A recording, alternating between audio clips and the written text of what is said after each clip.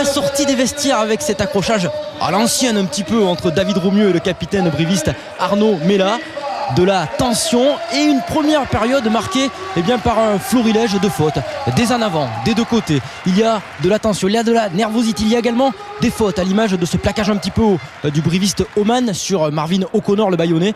Les brivistes vont jouer en infériorité numérique et il y a également les buteurs qui ne sont pas en réussite, à l'instar de ce coup de pied manqué face au poteau par le Bayonnais Martin Bustos Moyano.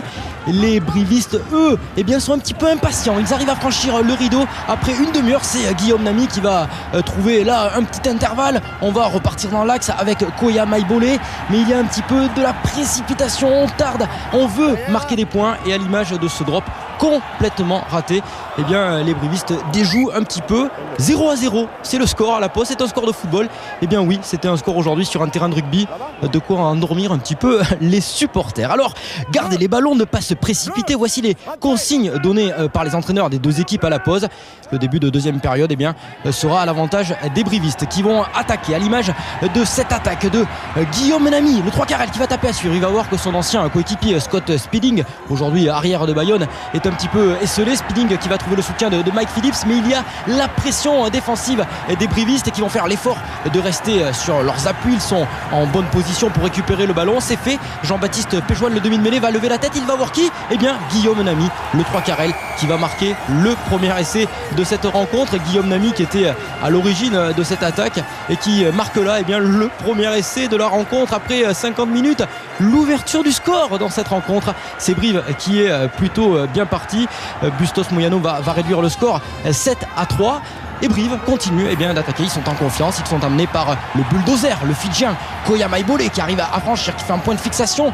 Le soutien des brivistes, on va pouvoir enfin mettre du volume, enfin mettre du rugby tout simplement. Un point de fixation avec le relais de la troisième ligne Péchouane qui va fixer la défense bayonnaise. La défense bayonnaise qui résiste aux assauts brivistes, mais là sur ce temps de jeu à quelques centimètres de l'embut, c'est Germain qui fait un point de fixation. On va alterner après être passé par un jeu d'avant. On va voir que les trois quarts sont replacés. Mignardi qui va avoir le temps de lever la tête, il va trouver Swanepoel et c'est un deuxième essai pour Brive qui prend l'avantage 12-3.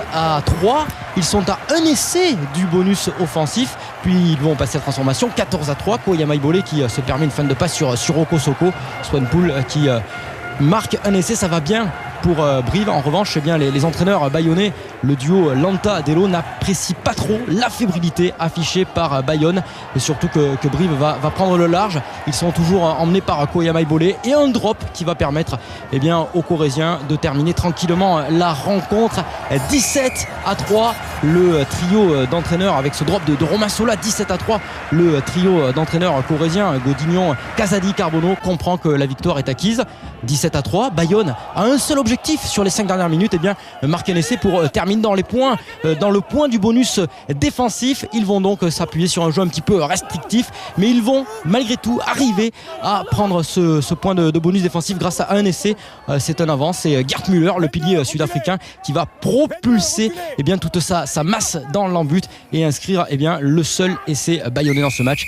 17-10, score final, point de bonus défensif pour Bayonne, victoire de Brive qui sait que dans la course au maintien il faudra tout gagner.